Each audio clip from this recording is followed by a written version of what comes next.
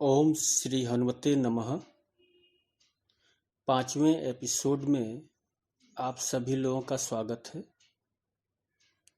आज जिस पद पर हम चर्चा करेंगे वह है महावीर विक्रम बजरंगी, कुमति निवार सुमति के संगी।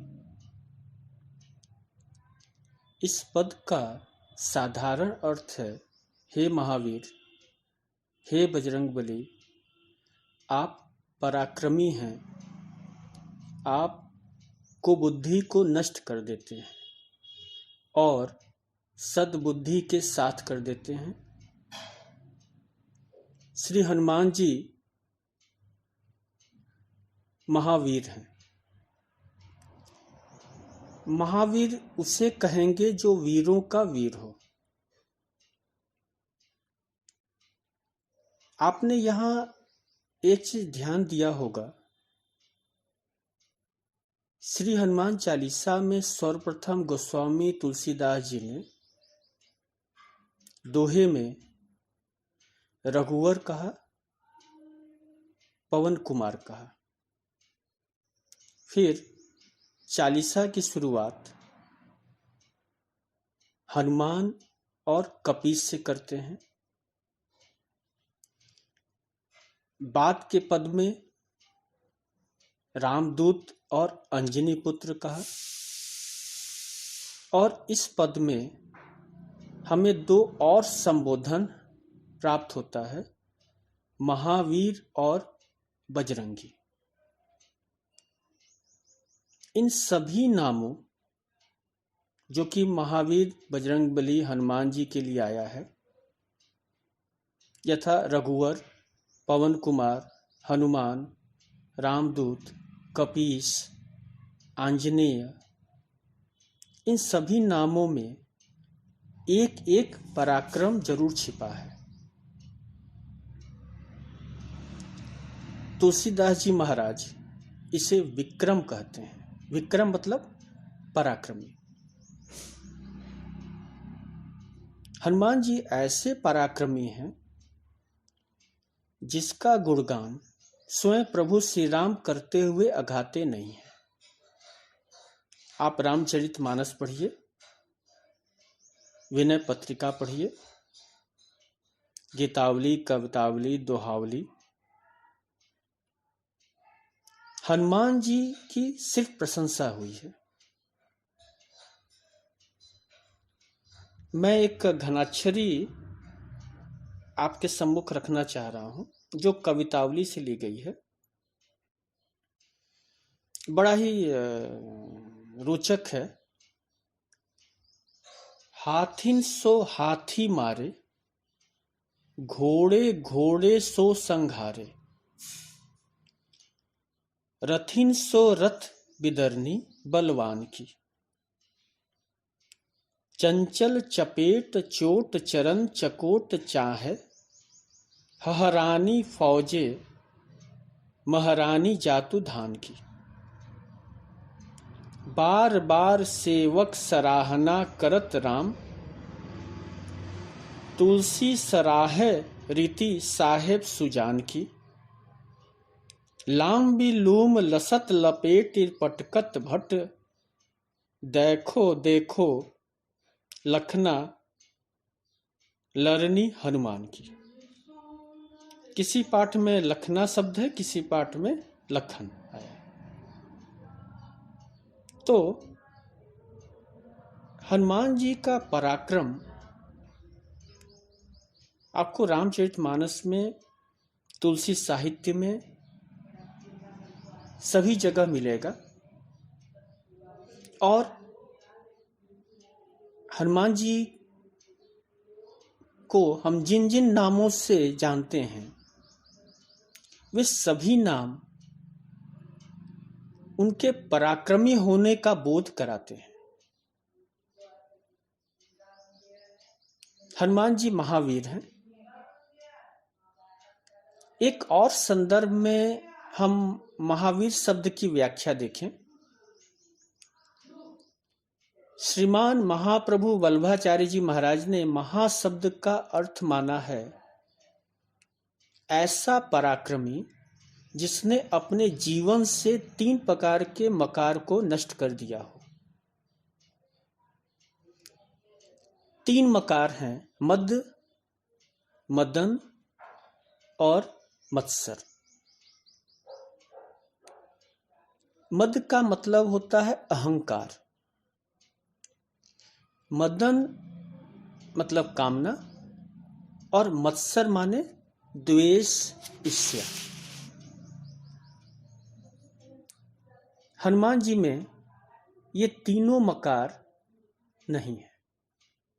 न ही उनके अंदर मद है, अहंकार उनके अंदर नहीं है, मदन नहीं है, उनके अंदर कोई कामना नहीं है, और मत्सर, ईर्ष्या, द्वेष के लिए तो खैर कोई जगह ही नहीं है। तो हनुमान जी में ये तीनों मकार नहीं है, अतः महावीर कहलाने के अधिकारी हुए। हनुमान जी की प्रशंसा जब जब हुई, आप एक चीज देखेंगे कि वो सकुचा जाते हैं। चरण परेउ प्रेमाकुल, चरण छू लेते हैं। क्या मतलब? मद नहीं है, अहंकार नहीं है, और जिस व्यक्ति के अंदर अहंकार न हो, वह मदन और मत्सर भी कहाँ ठहर पाता है। अतः हनुमान जी महावीर हैं, पराक्रमी हैं, बजरंगी हैं। बजरंगी तद्भव शब्द है, बोलचाल की भाषा में गोस्वामी तुलसीदास महाराज ने प्रयोग किया है। इसका तत्सम रूप है बजरंगी, यानी वज्र देह वाला, जिसका देह वज्र हो। अब अतुलित बल धाम हनुमान जी का देह वज्र तो होगा ही। तो इस प्रथम पंक्ति में महावीर विक्रम बजरंगी, हनुमान जी महावीर भी हैं, हनुमान जी विक्रम भी हैं, और हनुमान जी बजरंगी भी हैं। इस पद की दूसरी पंक्ति है कुमति निवार सुमति के संगी। यहाँ कुमति और सुमति शब्द पर हम लोगों को विशेष ध्यान देना होगा। रामचरितमानस में कुमति और सुमति शब्द का व्यापक प्रयोग हुआ है। बहुत सारे उदाहरण आपको मिलेंगे। रामचरितमानस के वे पात्र जो समाज की प्रशंसा नहीं प्राप्त कर पाए, जैसे माता कैकेयी, मंथरा, सुपनखा, मेघनाथ, बाली, रावण इत्यादि, कहीं न कहीं कुमति के आवरण में कैद थे।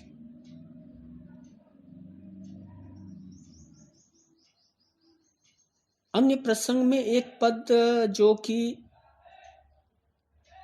आप सभी लोग जानते हैं, इस पद का प्रयोग मुझे लगता है कि उत्तर भारत में अनपढ़ से लेके बहुत पढ़ा लिखा व्यक्ति भी बार बार प्रयोग करता है। जाको विधि दुख दारुण देही, ताकि मति पहले ही हर लेही। विधाता जिसको दुख देना चाहते हैं, सबसे पहले उसकी मति का हरण कर लेते हैं, और दुख आपके जीवन में तभी प्रवेश करेगा जब आपकी मति कुमति में बदल चुकी हो। इसके उलट जहां सुमति हो, वहां नाना सुख उपलब्ध रहता है। ये आप अपने घरों में, अपने समाज में व्यवहारिक जीवन में, ये आप सब जगह ये चीज देख सकते हैं। गोस्वामी तुलसीदास जी महाराज का एक और पदांश देखें। सुमति कुमति सबके उर रहहि, नाथ पुराण निगम अस कहहि। जहाँ सुमति तहाँ संपत्ति नाना, जहाँ कुमति तहाँ विपत्ति निदान। सुमति कुमति सबके उर रहहि।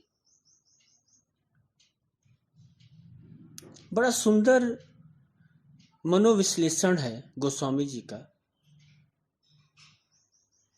कि ये दोनों भाव, द्वंद्व भाव सबके अंदर रहता है। हम ये जानते हैं क्या अच्छा है, हम यह भी जानते हैं क्या बुरा है, फिर भी हम न जाने किस वश के अधीन होकर गलत कर जाते हैं। आखिर क्यों? आप किसी से पूछिए, नीति वाक्य डाकू और चोर भी बता देंगे कि ये अच्छी चीजें हैं, ये बुरी चीजें हैं, लेकिन हमारा वश नहीं रहता। क्यों? यहां उस क्यों का जवाब आपको मिलेगा। कुमति का विकास कुसंग से होता है, सुमति सत्संग से। और ये दोनों चीजें कुसंग और सुसंग से, सत्संगति से प्रभावित होती हैं। अतः अगर हम सत्संग बढ़ा लें, सत्कर्म बढ़ा लें, अपने जीवन को सत्कर्मों से इतना बांध दें, तो वहां कुसंगति के लिए कोई जगह नहीं बचेगी। और जहां कुसंग न हो, वहां कुमति फिर वास नहीं कर सकती। भक्ति मार्ग में यह भी कहा गया है कि जो बुद्धि परमात्मा की ओर ले जाए वह सुमति है, और जो बुद्धि परमात्मा से दूर करे वह कुमति है। औषधि के रूप में इसका अगर हम प्रयोग करें तो कोई हर्ज नहीं। एक बात ध्यान रखिए, यह जीवन प्रयोग के लिए है। अगर प्रयोग से आप भागेंगे तो आप में सुधार की गुंजाइश खत्म होती जाएगी। श्री हनुमान जी एक ऐसा परम तत्व है जो हमें कुमति से मुक्त करके सद्बुद्धि के साथ जोड़ देते हैं, हमें राम से मिला देते हैं। उदाहरण, विभीषण जी के साथ उन्होंने क्या किया? कुसंगति छुड़वाई और सत्संगति राम जी से मिला दिया। सुग्रीव जी महाराज जब चतुर्मास में भोग में पड़कर रामकाज भूल गए थे, तो उनको सबसे पहले सजग हनुमान जी ने ही किया और लक्ष्मण जी के कोप से बचा लिया।